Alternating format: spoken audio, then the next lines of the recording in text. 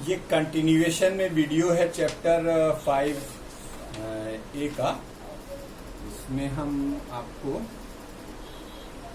एक टॉपिक बता रहे थे और बीच में वीडियो डिस्कनेक्ट हो गया था। वो टॉपिक क्या था कि जब आप किसी बॉडी को किसी फ्लूइड में इमर्स करते हैं तो अपने उसके ऊपर अपथ्रस्ट लगता है, वो वी रो जी के बराबर होता है, जहां V volume of the body है और रो क्या है, डेंसिटी ऑफ द लिक्विड है, और जी क्या है, एक्सीलरेशन ड्यू टू ग्रेविटी है। ठीक है, इसी में आगे हम लिखेंगे कि सिंस अ बॉडी, ध्यान से देखिएगा, since a solid when immersed, since a solid when immersed in a liquid,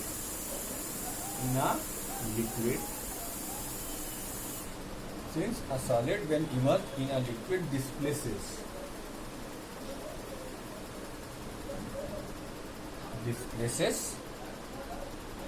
liquid equal to the volume, liquid equal to the volume, equal to the volume of its submerged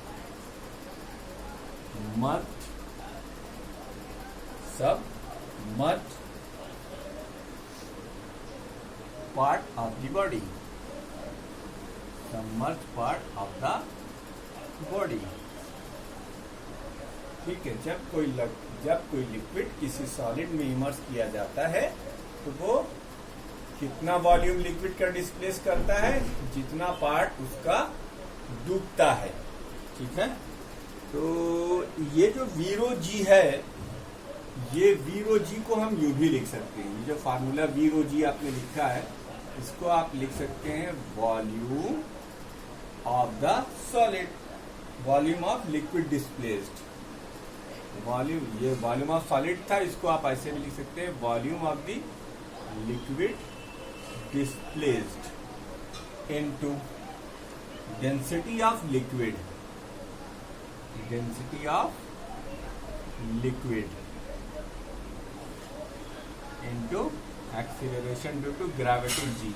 यार बार बार मत लिखो आप, ये तो तुम्हें पता ही है जी क्या होता है।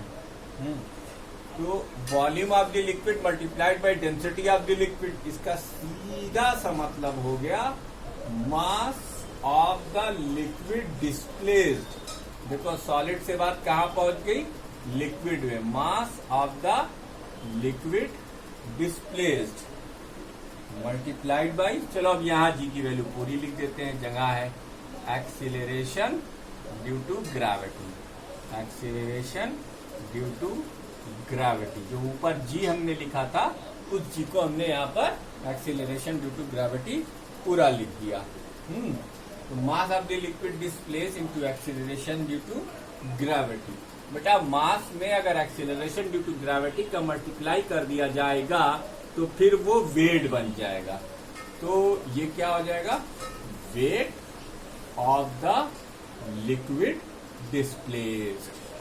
ओफो, तो अब थ्रस्ट की वैल्यू किसके बराबर हो गई, wait of the liquid displaced, wait of the liquid displaced by the submerged part of the body, submerged part of the body. ठीक है, एक बार फिर से समझ लो। देखो ये जो वी रो जी हमने निकाला था, ये वी रो जी क्या था, जहां V volume of the solid था, rho density of the liquid थी, जी एक्सीलरेशन ड्यू टू ग्रेविटी था। जब सॉलिड आप लिक्विड के अंदर इंसर्ट करेंगे, इमर्स करेंगे, तो जितना पार्ट उसका इमर्ज होगा उतना वॉल्यूम वो लिक्विड का हटाएगा। तो इसलिए volume of the liquid displace is equal to volume of the submerged part of the body multiplied by density of the liquid and acceleration due to gravity. अब volume of the liquid displace into density of liquid, ये क्या हो गया, mass of the liquid displace into acceleration due to gravity. अब mass into acceleration क्या होगा, weight of the liquid displace by the submerged part of the body. इसका मतलब upthrust अर्थात वायुएंट फोर्स, अपथ्रस्ट, ये जो आपका अपथ्रस्ट है, अपथ्रस्ट या वायुएंट फोर्स, वायुएंट फोर्स, वायुएंट फोर्स किसके बराबर होता है बेटा, wait of the liquid displaced, wait of the liquid displaced, wait of the liquid displaced by the submerged part of the body, bye the submerged part of the body, ये body के submerged part के बराबर होता है। इसे note down करेंगे, ठीक। अब ये वीडियो को पॉज कर इसको नोट कर लीजिए। अब हम उन फैक्टर्स के बारे में जानेंगे जिसके ऊपर अपथ्रस्ट डिपेंड करता है, फैक्टर्स अफेक्टिंग द अपथ्रस्ट। तो वीडियो को पॉज कर इसको नोट करने के बाद अगली हेडिंग डाल दीजिए, factors affecting upthrust, factors affecting upthrust, वो सारे फैक्टर्स जिससे अपथ्रस्ट घटता या बढ़ता है। क्या हेडिंग है आपकी, हेडिंग है factors affecting the upthrust, factors affecting the upthrust, factors affecting the upthrust। कौन कौन से लोग फैक्टर उसको अफेक्ट करते हैं, ठीक है।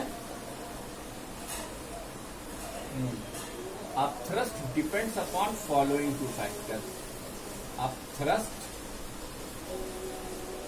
depends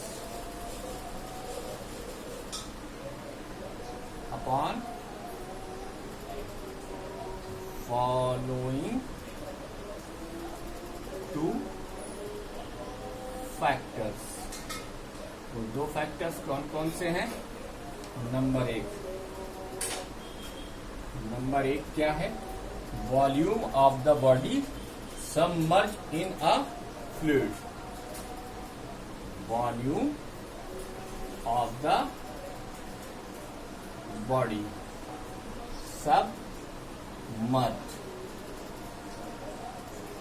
in the fluid या लिक्विड, फ्लूइड और लिक्विड, कितना हिस्सा डूबा है, उसका क्या वॉल्यूम है बॉडी का, वो उसके ऊपर डिपेंड करता है अपथ्रस्ट। अब जितना ज्यादा डुबाओगे अपथ्रस्ट उतना ज्यादा लगेगा, या वो जितना ज्यादा डूब जाए। दूसरा फैक्टर जो है तुम्हारा सेकंड फैक्टर क्या है बच्चों, सेकंड फैक्टर है डेंसिटी ऑफ द लिक्विड। ये क्या है, डेंसिटी ऑफ द फ्लूइड और लिक्विड, फ्लूइड और liquid, density of the fluid और liquid in which the body is submerged, in which the body is submerged, in which the body is submerged। ये हो गया बच्चों, ठीक। आइए हम आपको अब इसका इफेक्ट भी जान लो। इफेक्ट ऑफ अपथ्रस्ट क्या होता है, दो फैक्टर पे क्यों डिपेंड करता है, तीन पर क्यों नहीं, जैसे कि फार्मूले में तो तीन चीजें थी अपथ्रस्ट के, वी रो जी। बेटा एक्सीलरेशन ड्यू टू ग्रेविटी छोटी मोटी हाइट के लिए कांस्टेंट रहता है, ठीक है, इसलिए हमने जी को अकाउंट में नहीं लिया है। अब इफेक्ट ऑफ अपथ्रस्ट क्या होता है, effect of upthrust, effect of upthrust, upthrust का इफेक्ट क्या है। The effect of upthrust, the effect of upthrust. The effect of upthrust is that the weight of the body,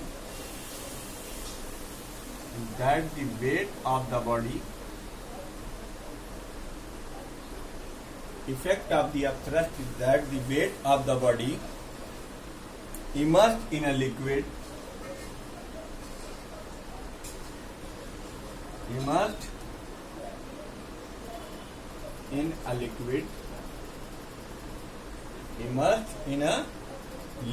appears to be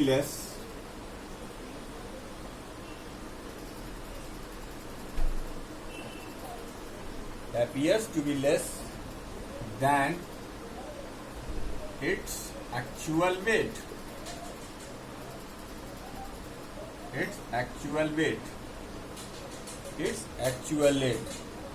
देखो, एक bucket लो और एक drum लो जिसमें पानी भरा हुआ है।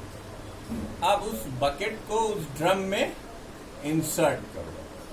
तो पहले तो अब थ्रस्ट लगेगा, बकेट इंसर्ट होने में दिक्कत होगी, तो धीरे धीरे उसके अंदर पानी भरता जाएगा और बकेट सिंक करती जाएगी।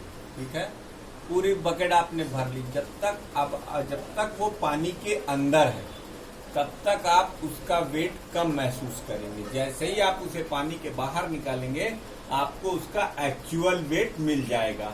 वजह क्या है? जब तक उसका थोड़ा पूरा या जरा सा भी पार्ट अंदर है, तो जितना पार्ट अंदर है उतने पार्ट के वॉल्यूम के इक्वल लिक्विड वो वहां से हटा देगा और उसके ऊपर एक बायुएंट फोर्स लगने लगेगा। तो रिजल्टेंट फोर्स जो है वो कम हो जाएगा अपथ्रस्ट की वजह से। इसलिए आपको बॉडी हल्की दिखाई देती है किसी भी लिक्विड के अंदर in comparison to its actual weight. ये अपथ्रस्ट का इफेक्ट होता है।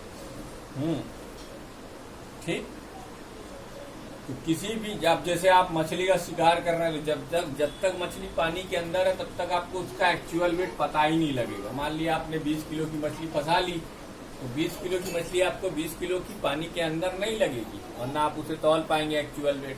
क्यों? वजह क्या है? क्योंकि उसके ऊपर एक अपथ्रस्ट लग रहा है और जैसे ही आप उसे पानी के बाहर निकालेंगे आपको उसका वजन का अंदाजा हो जाएगा। तो अपथ्रस्ट की वजह से अपेरेंट वेट होता है, एक्चुअल वेट बॉडी का कम हो जाता है। ये उसका इफेक्ट है। आपके पास अगर बुक है तो बुक में दिया हुआ है, इसे आप पढ़ लीजिएगा। वैसे मैंने एक्सप्लेन कर दिया है। आइए इस चैप्टर का लास्ट इम्पॉर्टेंट टॉपिक यानी आर्चिमिडीज प्रिंसिपल को डिस्कस कर लेते हैं। वीडियो को पॉज कर इसे नोट कर लीजिए क्योंकि कि मैं इसे मिटाने जा रहा हूँ। आर्चिमिडीज एक साइंटिस्ट नहीं, मैथमेटिकल फिलोसोफर थे और ये रशियन किंग के बहुत करीबी हुआ करते थे। जो हम आपको प्रिंसिपल पढ़ाने जा रहे हैं इससे एक बहुत ही इंटरेस्टिंग स्टोरी जुड़ी हुई है कि रशियन किंग ने अपने ज्वेलर्स को हुक्म दिया एक वो बनाने के लिए। क्या बनाने के लिए? अपने ज्वेलर्स को हुक्म दिया एक ताज बनाने के लिए, और वो गोल्ड का ताज था। लेकिन बेटा गोल्ड जो होता है, प्योर गोल्ड जो होता है, वो शेप में ढाला नहीं जा सकता। उसमें जब तक आप तांबा नहीं लगाएंगे, कॉपर नहीं लगाएंगे, तब तक वो उस शेप में नहीं ढाला जा सकेगा। तो गोल्ड की कितनी भी प्योर होने की गारंटी क्यों ना हो जाए, उसमें कुछ % कॉपर जरूर होता है। तो राजा को शक हुआ कि लगता है कि हमारी जरूरत से ज्यादा कॉपर हमारे क्राउन के अंदर लगाया है इन ज्वेलर्स ने। तो उस समय एक साइंटिस्ट हुआ करते थे, फिलोसोफर और मैथमेटिशियन हुआ करते थे, आर्चिमिडीज। तो आर्चिमिडीज ने आर्चिमिडीज को उन्होंने बुलाया और कहा कि 3 दिन के अंदर ये पता लगाकर बताओ कि इस क्राउन में एक्चुअल गोल्ड का वेट कितना है और कॉपर का वेट कितना है। जितना ज्वेलर्स क्लेम कर रहे हैं और जितना मैंने परमिट किया था उतना है या नहीं है। और अगर 3 दिन में तुम ऐसा नहीं कर पाए तो सबसे पहले हम तुम्हारी गर्दन काटेंगे। अब साहब आर्किमिडीज बड़ा परेशान हुए, परेशान होके घर आए घर में वो अपने बाथ टब में लेटे हुए थे और बाथ टब में लेटे लेटे सोचते रहे। तो बाथ टब में जब वो लेटे हुए थे तो जैसा आप जानते हैं कि उसमें पानी भरा हुआ होगा। अब जब पानी भरा था तो अपना वेट तो आपको महसूस होता ही है। जब आप पानी के अंदर वो अल्बर्ट आइंस्टाइन सॉरी आर्चिमिडीज लेटे हुए थे तो उनको लगा कि उनका अपरेंट वेट थोड़ा कम है। वजह आप जानते हैं, अपथ्रस्ट है। और बस वो वहीं से उनके दिमाग में एक आइडिया क्लिक किया। वही आइडिया पूरे वर्ल्ड के अंदर आर्चिमिडीज के प्रिंसिपल के नाम से मशहूर हुआ। वो आइडिया या वो प्रिंसिपल क्या था वो मैं आपके सामने डिस्कस करने जा रहा हूँ। आर्चिमिडीज प्रिंसिपल, आर्चिमिडीज प्रिंसिपल, आर्चिमिडीज प्रिंसिपल या आर्चिमिडीज का प्रिंसिपल था। ठीक,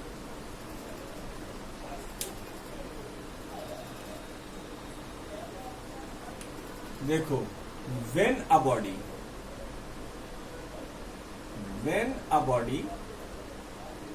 immersed in a liquid, when a body, ये इन्होंने स्पेशली लिक्विड के लिए ही दिया था। when a body immersed in a liquid, जब कोई बॉडी किसी लिक्विड के अंदर इमर्स की जाती है तो it occupies space in the liquid, it occupies space in the liquid. अब लिक्विड के अंदर वो कुछ स्पेस ऑक्युपाई करेगी। It occupies some space in the liquid,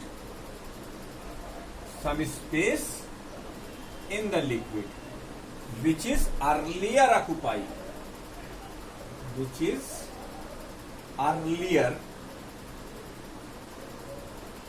occupies by the liquid। इतना तो समझ में आया कि जब आप किसी बॉडी को इमर्स करेंगे किसी लिक्विड के अंदर तो वो कुछ स्पेस लिक्विड में ऑक्युपाई करेगी जो कि पहले उस लिक्विड में ऑक्युपाई किया था। That is, it displaces the liquid. That is, it displaces the liquid. पानी हटाएगी तभी तो, जब तक जगह खाली नहीं होगी आदमी वहां पे आएगा कैसे? तो वो अपना अगर जितना वो अंदर जाती है उतना लिक्विड हटाती जाती है। It displaces the liquid. वो लिक्विड को डिस्प्लेस करती है। It displaces the liquid. अब आर्चिमिडीज ने ये कहा कि the volume of the liquid, the volume of liquid displaced, the volume of liquid displaced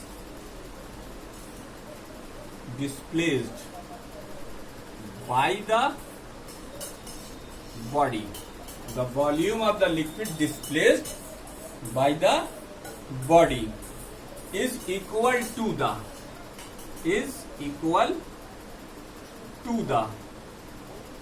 volume the volume of the liquid displaced by the body is equal to the volume of the submerged part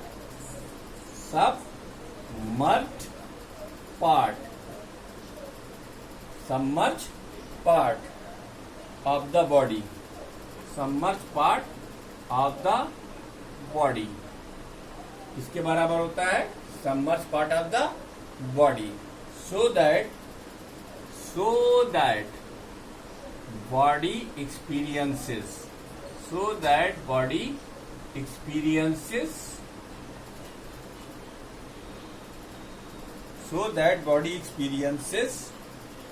an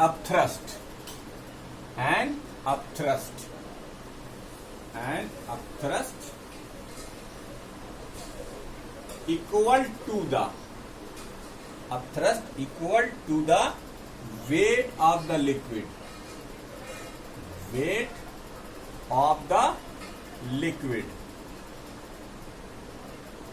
displaced by it।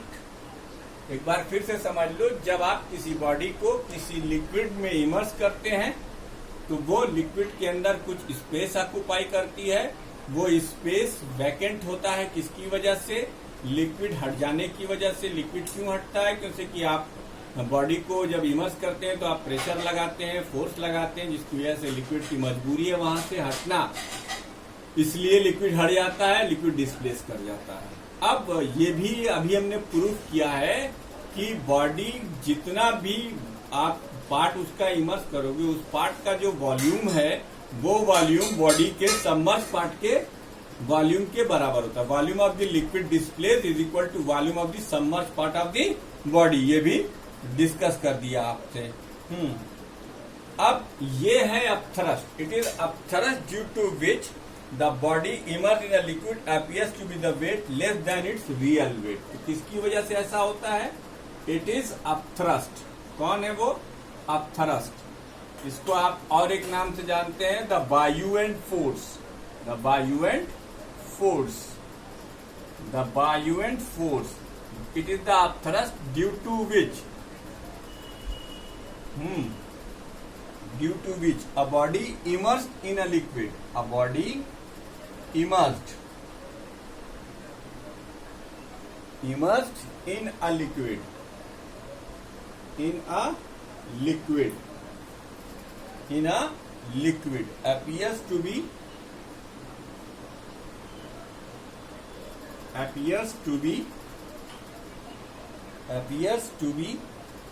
of weight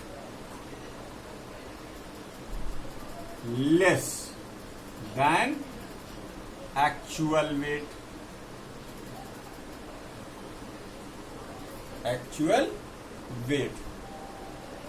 The apparent loss in the weight of the body is equal to upthrust.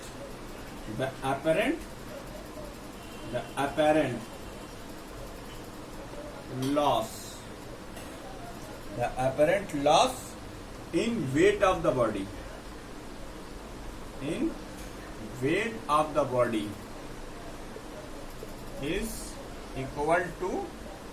is equal to upthrust of the apparent loss in weight of the body is equal to the upthrust on the body, equal to the upthrust on the